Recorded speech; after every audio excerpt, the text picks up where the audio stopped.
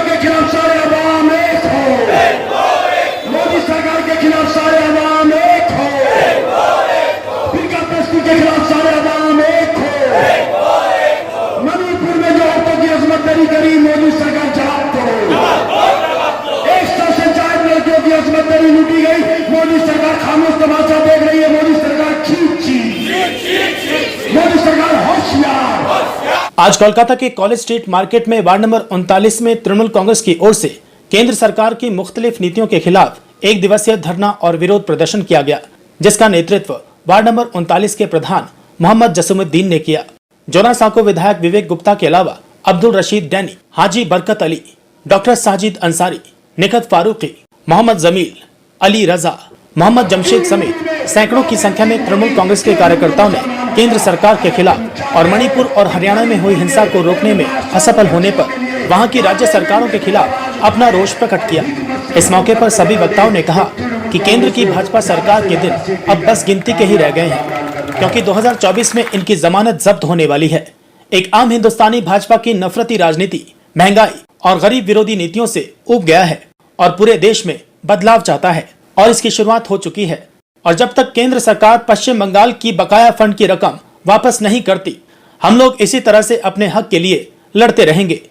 Counsellor Mohammad Jasimuddin ने प्रधानमंत्री मोदी के खिलाफ तीखा हमला बोला और पूछा कि मोदी जी, अगर आप हिंदू भाइयों को ही सस्ते दाम पर डीजल, पेट्रोल और रसोई गैस दे दें तो हमें खुशी होगी, लेकिन आप तो हिंदुओं के भी नहीं हैं।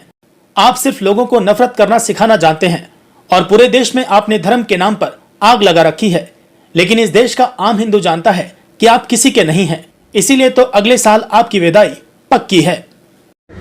बड़े भाई, इस वार्ड के काउंसलर और वार्ड प्रेसिडेंट मोहम्मद जसीमुद्दीन और उनकी पूरी टीम को बहुत बहुत शुक्रिया देना चाहता हूं कि रविवार के दिन भी इनकी पूरी टीम काम पे लगी हुई है, सब लोगों को इकट्ठा किया है ताकि यहाँ से हम एक ऐसी गूंज, एक ऐसी आवाज़ पैदा करें जो हमारे प्रधानमंत्री के कान तक जाए कि आम आदमी से दुश्मनी ना करे, आम आदमी का 100 दिन का पैसा ना रोके, आम आदमी के घर का पैसा ना रोके। जिस तरह से राहुल गांधी की सदस्यता फिर से वापस आ गई है, कहीं ना कहीं डेमोक्रेसी के सवाल उठाया जा रहा था, तो आपको क्या लगता है कि अब लोकतंत्र की हत्या होनी रुकेगी या बस एक छल है या दिखावा है? देखिए, ये कानूनी जद्दोजहद है। हम तो चाहेंगे कि भाई विपक्षी आवाज़ हर हाल में, हर जगह, हर रूप में मजबूत हो, राहुल गांधी जी वापस आएँ।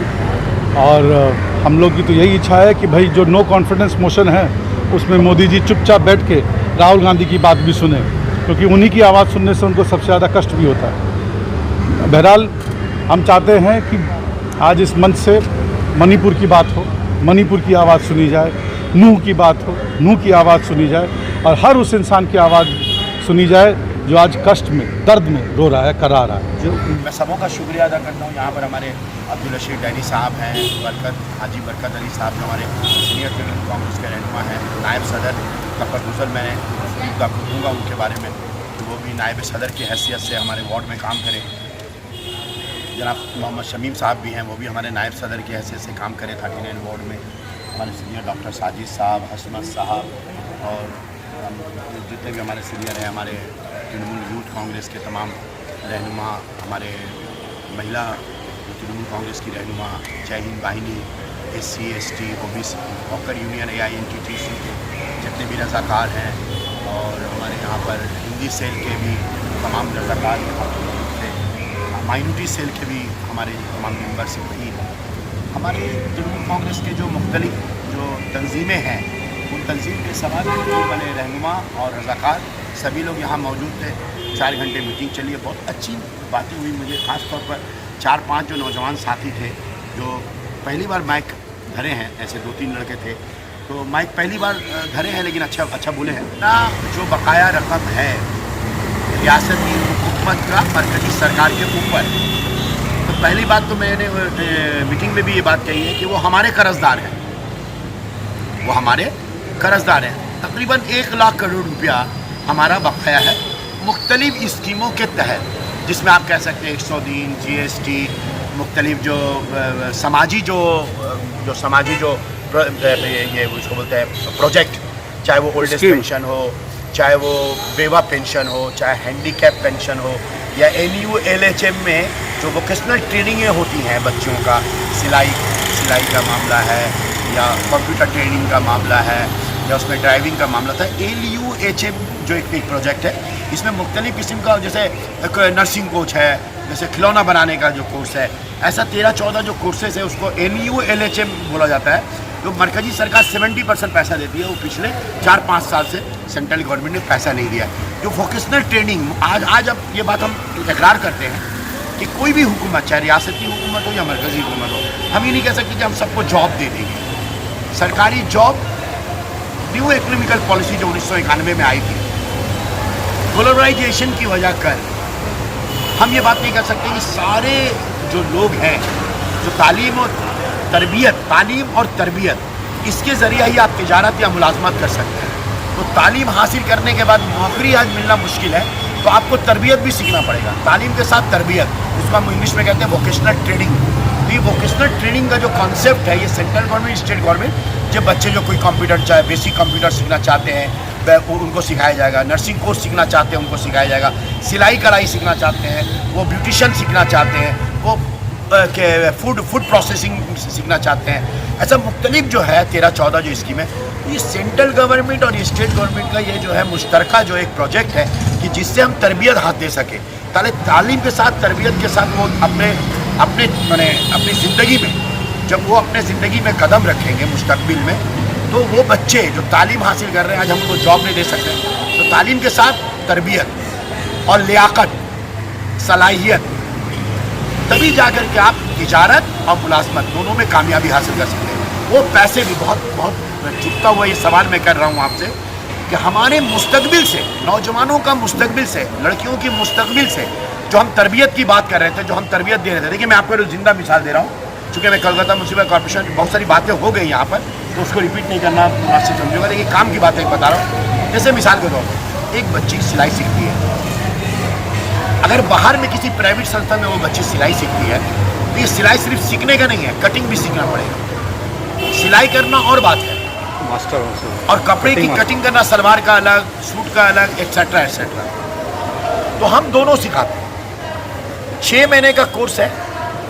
हम ये 6 महीना में एक बच्ची के पीछे 6 से 7 हज़ार रुपया सिखाने में खर्च होता है। तो हम एक मखसूस जगह में, जहाँ इलेक्ट्रिक का भाड़ा, टीचर का भाड़ा, और वो बच्ची को हम लोग 6 महीना सिखाते हैं, फिर वो एग्ज़ाम देती है, और एग्ज़ाम देने के बाद हम उसको सर्टिफिकेट देते हैं। तो हम बोलते हैं उसको कि ये बच्ची सिलाई और कटाई दोनों सीख चुकी है। अब देखिए, अगर एक बच्ची वो माध्यमिक पास है या 12 भी पास है या ग्रेजुएट भी है, लेकिन उनको नौकरी नहीं मिल रहा, लेकिन वो सिलाई सीख गई है, और फिर हम लोग मशीन भी देते हैं, सिंगर का या उषा का, ये मशीन देते हैं हम लोग। ये मशीन सेंट्रल गवर्नमेंट और स्टेट गवर्नमेंट का मुश्तरका जो है ये प्रोजेक्ट है। तो इसमें जो 5,000-6,000 रुपया लगता है वो बच्चों का ट्रेनिंग में, वो पैसा का 70% सेंट्रल गवर्नमेंट देती है और 30% स्टेट गवर्नमेंट देती है। ठीक उसी तरह जब सिलाई मशीन सीखने के बाद जो उसको सर्टिफिकेट देते हैं, वो सर्टिफिकेट हिंदुस्तान के किसी सूबा में भी जो है वो सर्टिफिकेट का वैल्यू है, क्योंकि सेंट्रल गवर्नमेंट और स्टेट गवर्नमेंट दोनों का मुश्तरका ये प्रोग्राम है। उसके बाद उस बच्ची को हम लोग सर्टिफिकेट देने के बाद उसको हम लोग सिलाई मशीन देते हैं। सिलाई मशीन भी आप जानते हैं 7,000, 8,000, 9,000 रुपये का आता है। तो ये 70% पैसा जो है सिलाई मशीन का सेंट्रल गवर्नमेंट देती है और 30% स्टेट गवर्नमेंट। बाद में सेंट्रल गवर्नमेंट कई जगह पर बोला है कि हम 60% देंगे, तो स्टेट गवर्नमेंट बोला ठीक है 60% आप दीजिए, 40% हम देंगे। बहुत सारा ऐसा प्रोजेक्ट है। फूड प्रोसेसिंग में लड़कियाँ सीख जाती हैं, तो उनको स्टोव दिया जाता है, डेगची दिया जाता है, कढ़ाई दिया जाता है, हॉटपॉट दिया जाता है। तो इसमें जो है सेंट्रल गवर्नमेंट जो है बोलता है हम 60% देंगे। ऐसा और भी बहुत सारा प्रोजेक्ट है, तो उसमें सेंट्रल गवर्नमेंट किसी में 70%, किसी में 60%, किसी में 50%। अब दो एक ऐसा भी प्रोजेक्ट है, मुख्तलिफ प्रोजेक्ट, जिसमें गवर्नमेंट, सेंट्रल गवर्नमेंट सिर्फ देती है 40% और 60% स्टेट गवर्नमेंट। मेरी बात को पहले आप समझने की कोशिश करें। हम उतना प्रोजेक्ट का तो डिटेल्स नहीं बताएंगे, हम आपको बताते हैं। अगर एक बच्ची को हमने सिलाई मशीन दिया, उसके पास सर्टिफिकेट है, आपको हम बता रहे हैं अगर आपके पास सर्टिफिकेट है तो कंप्यूटर में हम लोग का सिस्टम है जहाँ से उनको सर्टिफिकेट मिलता है। वो कंप्यूटर में जितने भी रेडीमेड गारमेंट के बड़े बड़े जो समझ लीजिए आपका वो कारखाना चलाते हैं रेडीमेड गारमेंट्स का, जिसमें 1,000, 1,500, 2,000 लोग जो है सिलाई करते हैं। इसमें ब्रांडेड भी अगर आप कंपनियों का नाम अगर ले लेंगे, आज बीवा बोलिए, बीवा में जो सूट सिलाया जाता है, जो स्कर्ट सिलाया जाता है, हम बीवा की बात कर रहे हैं, स्पेसिफिक हम बीवा की बात कर रहे हैं। आपको मालूम है बीवा जहाँ पर सूट सीता है उसके कितने मुलाजिम हैं?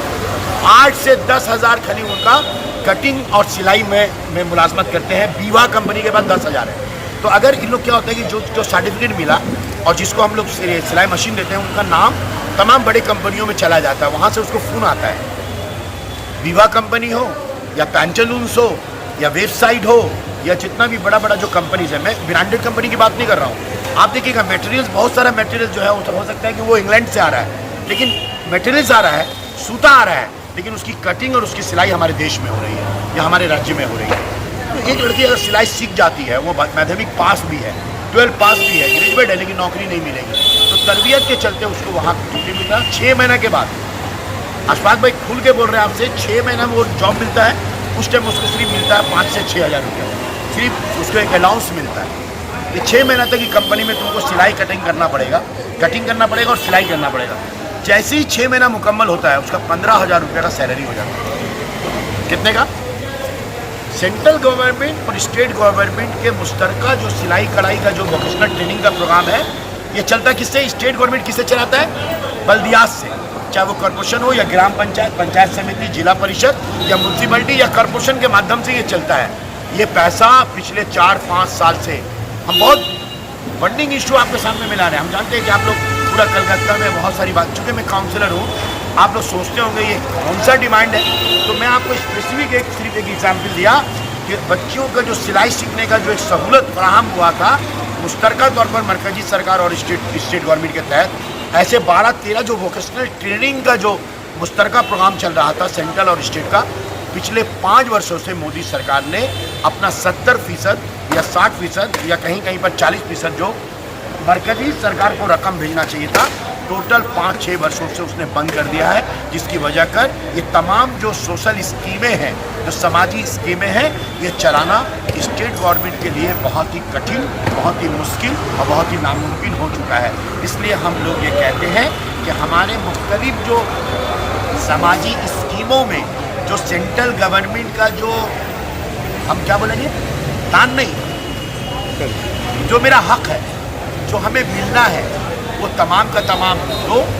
और इसके साथ GST का जो एक सिस्टम है, जो मरकजी सरकार ने तमाम राज्य सरकार के साथ चुक्ति किया है, मुआहदा किया है, उस मुआहदे के तहत GST का जो बकाया रकम है, हमारा कोई नया डिमांड नहीं है, हम कोई नया मुतालबा नहीं कर रहे हैं, या हम ऐसा मुतालबा नहीं कर रहे हैं कि मुझे ताजमहल चाहिए या कुतुब मीनार हमको चाहिए, हम नहीं मांग रहे हैं, हम लाल किला भी नहीं मांग रहे हैं। हम क्या कह रहे हैं कि GST को लेकर जब तमाम रियासत के वज़ीर आला को लेकर दिल्ली में जो नष्ट हुई थी, जो मीटिंग हुई थी, उस मीटिंग में जो GST को लागू करने से पहले जो बातें कही गई थी, जो ड्राफ्ट तैयार हुआ था, उस ड्राफ्ट के तहत, उस मुआहदे के तहत हम चाहते हैं कि आपका जो मुआहदा है, आपकी सेंट्रल गवर्नमेंट की जो तजवीज़ है, उस तजवीज़ के एतबार से GST का जो तकरीबन 60 से 65 हज़ार करोड़ रुपया हुकूमत मगरबी बंगाल का बकाया है, 11 करोड़ मगरबी बंगाल के अवाम का बकाया है,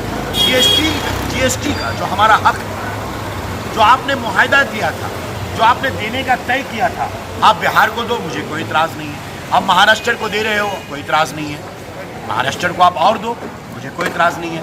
योगी जी के उत्तर प्रदेश को दे रहे हो, कोई इतराज़ नहीं है। पर आप जब मरकजी हुकूमत है, तो आप हिंदुस्तान के जो बड़े जो 28 राज्य हैं या 29 राज्य हैं, उनको आपको बराबर की निगाहों से देखना। आप इल्ज़ाम लगा रहे हैं कि बीजेपी शासित राज्य में सिर्फ फैसिलिटीज मिलती है, दूसरे राज्यों में नहीं देती है।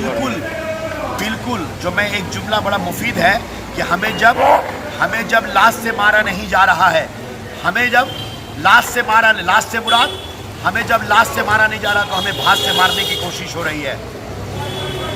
व तो इज़्ज़ो मन तशा व तो ज़िल्लो मन तशा। मैं एक मुसलमान हूँ, मोमिन हूँ, और मेरा यकीदा है कि इज़्ज़त और ज़िल्लत का मालिक अल्लाह है, खिलाने वाला अल्लाह है। और जिस तरह से मोदी सरकार हमें डरा कर, देखिए आप, डर की राजनीति हो रही है पूरे हिंदुस्तान में। आज जो सरे खम हो जा रहे हैं, वॉशिंग मशीन में धो दिया जा रहा है और उन्हें बड़े बड़े ओहदे पर फाइज कर दिया जाता है, और जो सर उठा के बात करते हैं, उनकी सर झुकाने की तमाम मुमकिन कोशिश हो रही है।